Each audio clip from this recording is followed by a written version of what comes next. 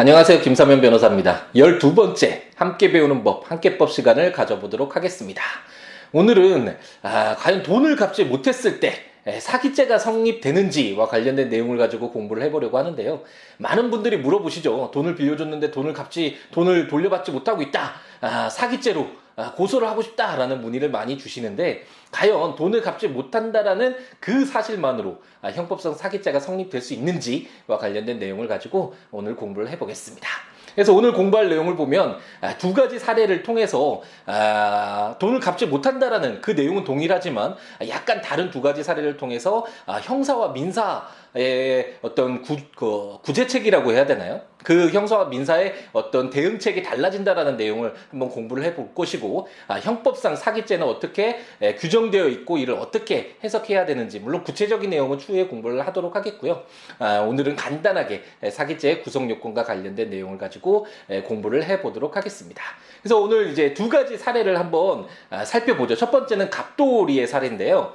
갑돌이가 이제 병돌이에게 돈을 빌릴 당시 갑돌이가 운영하는 공장이 매우 잘 되고 있었고, 그래서 추가 투자금이 필요해서 병돌이에게 1천만 원을 빌렸는데, 돈을 빌릴 당시 정돌이로부터 2천만 원 받을 채권도 있었고, 그 외에도 많은 채권이 있어서 경제적으로 그렇게 어렵지 않았다라고 한번 가정을 해보죠. 그래서 1년 뒤에 갚기로 했는데, 갑작스럽게 공장에 화재가 발생해서 갑돌이가 모든 재산을 잃게 되고 결국 돈을 갚지 못했다라고 한번 가정을 해보겠습니다. 그러자 병돌이가 이제 사기죄로 고소를 했죠. 이게 첫 번째 사례인데, 두 번째 사례는 한번 약간 다른 내용이죠. 돈을 갚지 못한다라는 그 사실관계는 동일하지만 약간 다른 내용으로, 을돌이가 이미 수천만 원의 채무를 갚지 못하고 있는 여러 채권자들한테 시달리고 있는 상태였는데, 병돌이에게 내가 정돌이로부터 1억 받을 채권이 있는데 급하게 1천만 원이 필요하니까 빌려줘, 이자로 100만 원 줄게 라고 거짓말을 해서 병돌이로부터 1천만 원을 빌렸다고 한번 가정을 해보자.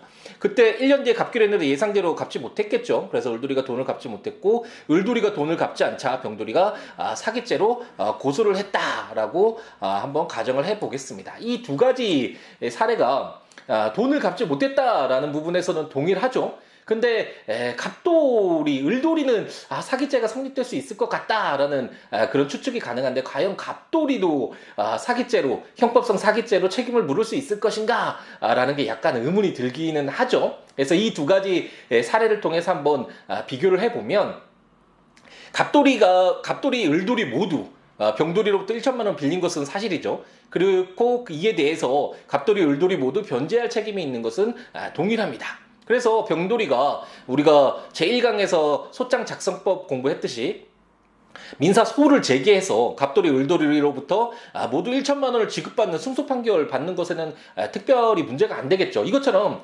민사적으로는 병돌이가 갑돌이나 을돌이 모두에게 1천만 원을 지급받을 수 있는 그런 권리가 있다라는 것을 소를 제기해서 법원의 판단을 받을 수가 있겠죠.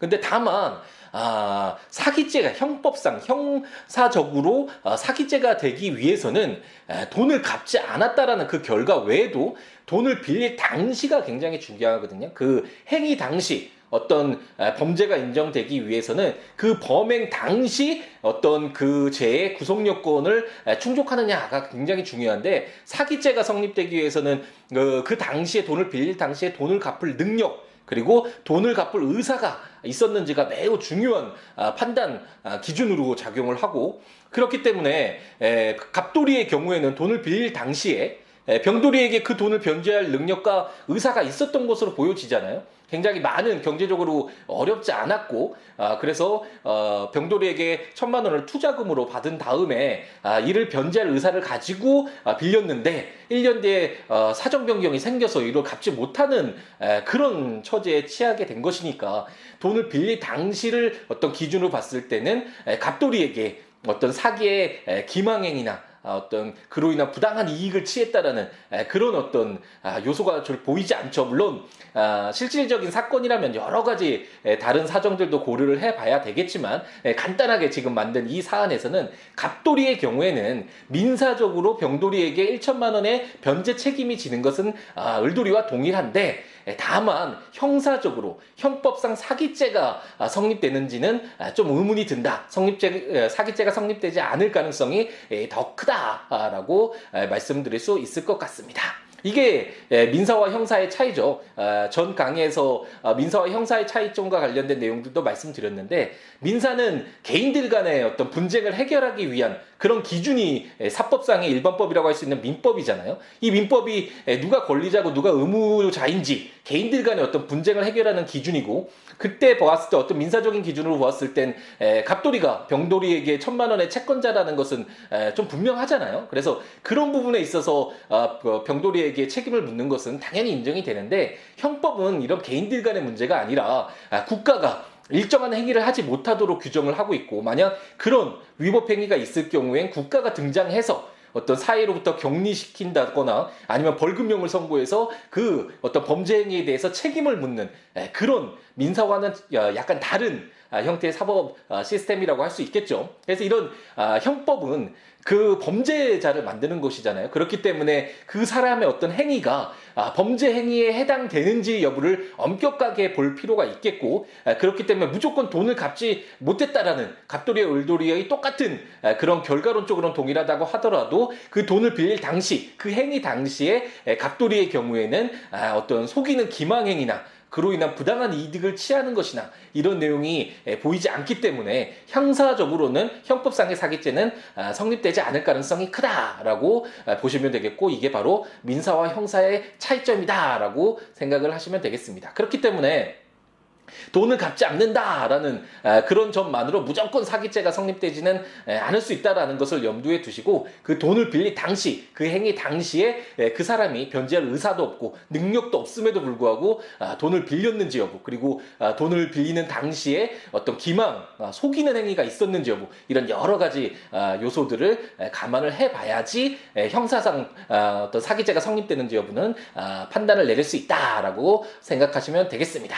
그럼 간단하게 형법 한번 볼까요? 국가법령정보센터를 찾아가시면 우리나라에서 시행되고 있는 모든 법률들을 검색해 볼 수 있죠. 그래서 국가법령정보센터에서 형법 치시면 이제 조문이 나오는데, 347조를 보면 사람을 기망하여 재물의 교부를 받거나 재산상의 이익을 취득한 자는 10년 이하의 징역 또는 2천만 원 이하의 벌금에 처한다 라고 규정해서, 이 사기죄가 형법상의, 형사상의 사기죄가 성립되기 위해서는 사람을 기망하고 속여야 되고, 그로 인해서 처분행위라고 하죠. 그 다른 사람이 재물을 교부를 하거나 재산상의 이익을 취득하기에 어떤 행위를 했을 때, 이게 이제 나중에 구체적으로 뭐 사기죄가 무엇이냐, 절도죄가 무엇이냐 이런 내용들도 한번 공부를 해보려고 하는데, 이런 처분행위도 굉장히 차이점이죠. 절도 같은 경우에는 그 상대방의 의사와 상관없이 그 재물을 가지고 나오는 거잖아요. 근데 사기죄의 경우에는 그 사람 스스로 어떤 처분행위를 하는 거죠. 지금 병돌이의 경우는 1,000만 원을 빌려주는 행위를 스스로 한 거잖아요.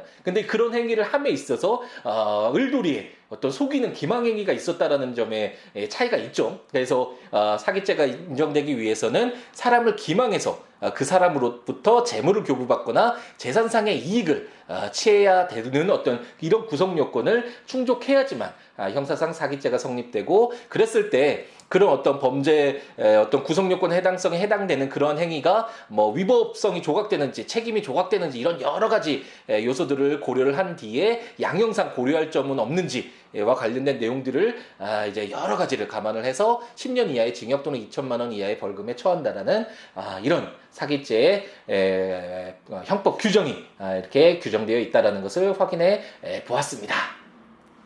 네, 이제 오늘은 돈을 갚지 않았다라는 사실관계만으로 사기죄가 성립되는지와 관련된 내용을 간단하게 공부를 했고요. 법 관련 자료는 siwo.com에 찾아오셔서 자료 확인해 보시면서 공부하시면 도움이 될 것 같고, 이 함께법 강의 자료는 siabooks.com에 올려놓고 있으니까요. 참고하시면서 강의를 들으시면 좋겠습니다. 그럼 다음 시간에는 민법 총칙 공부 방법과 관련된 내용을 한번 강의를 해보려고 합니다. 우리가 제일 먼저 법을 공부할 때 민법 총칙을 접하게 되는데, 민법 총칙 그래서 모든 가장 쉬운 법, 가장 처음 시작하는 법이니까 가장 쉽겠지라고 생각하고 접하기가 쉬운데 가장 어렵죠. 그래서 왜 어려운지, 그래서 우리가 좀 쉽게 민법 총칙을 이해하기 위해서는 어떻게 공부하는 것이 도움이 될지 그런 내용들을 가지고 찾아뵙도록 하겠습니다. 감사합니다.